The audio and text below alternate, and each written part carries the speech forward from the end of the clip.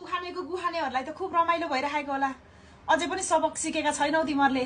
अझै पनि नेकपा एमाले जिन्दाबाद भन्न त छोडेका छैनौ। बनाइदियो त तिमीहरूको बाउले। जिन्दगी त अन्धकार थियो देशै अन्धकार बनाइदियो। मजा लागिरहेको होला नि उखानेको गुहानेहरूलाई हैन।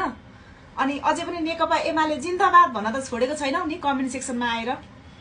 तिमीहरूको अस्तित्व नै लगेर एमालेको पाउमा चढाए पनि मेरो चाहिँ केही पनि भन्नु छैन है। तिमीहरूको इच्छा हो, बुझ्यौ नि।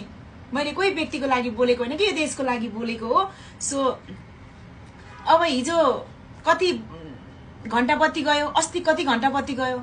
तिमीहरूको घरमा त अब जेनेरेटर होला के होला। अब उखानेले गुहानेहरूलाई सबैलाई सुविधा त दिएको होला। त्यही भएर त उखानेको गुहानेहरू अहिलेसम्म पनि नेकपा एमाले जिन्दाबाद जिन्दाबाद भन्दै हिँड्छन्।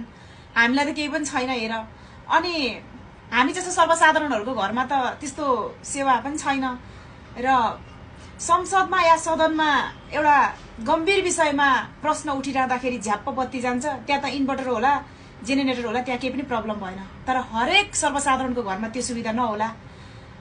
भात राइस कुकरमा पाकिरहेको हुन्छ, अचकल्टो हुन्छ। मोबाइल चार्ज अचकल्टो हुन्छ। कति विद्यार्थीहरूले इक्जामको लागि तयारी गरिरहेका छन्, त्यो पनि त अचकल्टै भयो। उनीहरूको भविष्य अन्धकार भयो। कति ठाउँमा अपरेसन सक्सेस भएन होला। अपरेसनको तयारी गर्दै गर्दा कतिले ज्यान गुमाउनु पर्यो होला हैन त। अनि उखानेका गुहानेहरू अझै पनि